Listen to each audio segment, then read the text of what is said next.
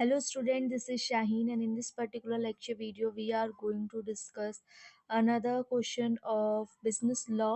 इग्नू का असाइनमेंट है ये BCO C133 आपका कोड रहने वाला है और ये इम्पॉर्टेंट है जून एज वेल एज दिसंबर 2024 के लिए। तो जल्दी जल्दी अपने असाइनमेंट्स कंप्लीट कर लो क्योंकि बिल्कुल टाइम अब इतना नहीं बचा है कि आप लोगों को इतना ज़्यादा स्ट्रेच करने के लिए टाइम मिले ना। क्वेश्चन नंबर 1-2 हमने डिस्कस कर लिया था, क्वेश्चन नंबर 3 डिस्कस करते हैं। Insufficiency of consideration is immaterial.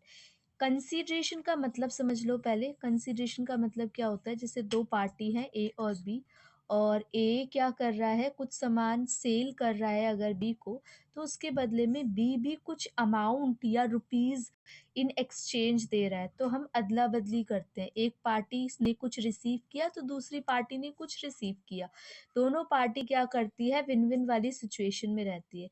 लेकिन कभी कभी ये कंसिडरेशन क्या होता है, इमटेरियल हो जाता है, इनसफिशिएंसी। अगर मान लो कोई 50 लाख की चीज़ है और आपको 2000 रुपये में दे रहा है तो वो समझ नहीं आती, ठीक है। वो लॉ के अकॉर्डिंगली एक कंसिडरेशन तो है लेकिन वो एक रियल कंसिडरेशन में कंसिडर नहीं होता। लेकिन एक वैलिड कॉन्ट्रैक्ट के लिए आपको रियल कंसिडरेशन के अंदर आना पड़ेगा। तो अब समझते हैं इसको हम कैसे रिप्रेजेंट करेंगे आंसर में। तो कंसिडरेशन एक फंडामेंटल कॉन्सेप्ट होता है कॉन्ट्रैक्ट लॉ का। ये एक फ़ायदा होता है दोनों पार्टीज़ के बीच में, जैसे कि मैंने बताया कि एक एक्सचेंज, कोई किसी टर्म में कोई प्रॉमिस एक्सचेंज करता है तो कोई दूसरा एक्सचेंज करता है। अगर किसी ने पेंसिल ली है तो कोई उसकी अमाउंट रिसीव कर रहा है। और जो कॉन्ट्रैक्ट होता है वो बिना कंसिडरेशन के लिए नॉट लीगली बाइंडिंग, मतलब वो इलीगल हो जाता है। मान लो अब यहाँ पे ना कंसिडरेशन भी कई तरीके के होते हैं, ग्रेटिट्यूड वाला आता है एक। यहाँ पे ए और बी दो पार्टी हैं, अगर ए सेल कर रही है 50,000 के गुड्स बी को, तो बी की भी ये जिम्मेदारी है, अगर बी उसको 50,000 रुपीज़ नहीं दे रहा तो ये इलीगल हो जाएगा, ये गलत हो जाएगा, ठीक है। तो इस लॉ के अकॉर्डिंगली कंसिडरेशन में दोनों पार्टी का रियल और लॉफुल होना ज़रूरी है। रियल कंसिडरेशन तब होता है जब अमाउंट भी उतनी की हो, थोड़ा बहुत फ़र्क पड़ेगा। मान लो 50,000 की कोई चीज़ है तो 40,000 या 45,000, अब ऐसे थोड़ी 50,000 की कोई चीज़ 10 रुपये में आपको दे दे तो ये वैलिड नहीं होगा। तो दूसरे शब्दों में बोला जाए तो हर एक पार्टी को कुछ ना कुछ रिसीव होना चाहिए और वो एक लमसम अमाउंट उतनी होनी चाहिए। लॉफुल कंसिडरेशन का मतलब है कंसिडरेशन इलीगल नहीं होना चाहिए।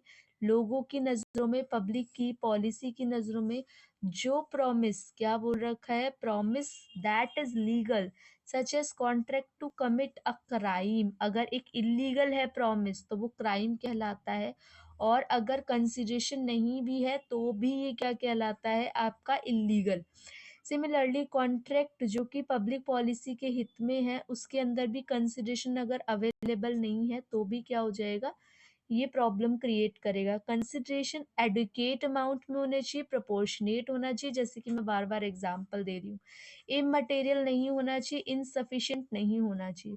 फॉर एग्जांपल, अगर A, if A agree to sell his car to B, A तैयार हो गया कि मैं अपनी कार बी को बेचूंगा $1 की, $1 की। अब $1 आप अकॉर्डिंगली मान लो 83.57 समथिंग रुपीज मान लो। The consideration given by B may be adequate, तो कोई कार क्या आपको 83 रुपए की मिल जाएगी? तो 83 या 90 रुपीज़ की कोई कार कैसे पॉसिबल है? तो ये एक तरीके से इनएडिकेट और डिस्प्रपोर्शनेट वैल्यू कार की है। हाउएवर रियल और लॉफुल कंसिडरेशन क्या करता है, $1 में आ ही नहीं सकती। Contract valid enforceable, further more the consideration must be bargain for meaning that it must be in exchange for the promise or performance. It cannot be a gift. Gift नहीं होना चाहिए consideration. Past consideration, अगर कोई ऐसा consideration हुआ तो future में उसकी पेमेंट होनी चाहिए।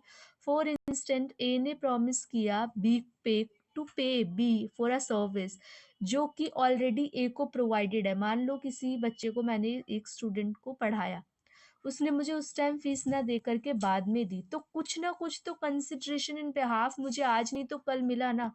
तो समरी में ये कहने का मतलब है कि कंसिडरेशन बहुत ज़रूरी है कॉन्ट्रैक्ट की नज़रों में।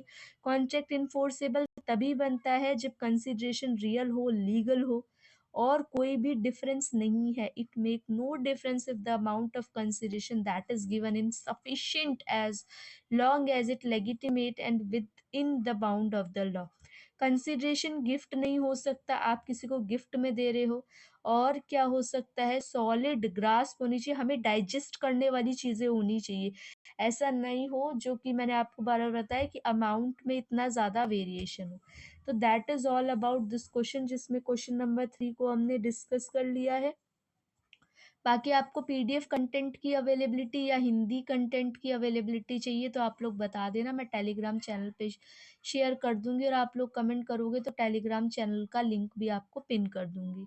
ठीक है, बाकी आप लोगों से मिलेंगे नेक्स्ट लेक्चर वीडियो में। तब तक आप चैनल को सब्सक्राइब कर दो, शेयर कर दो video as more as possible. Thank you for watching and be happy students.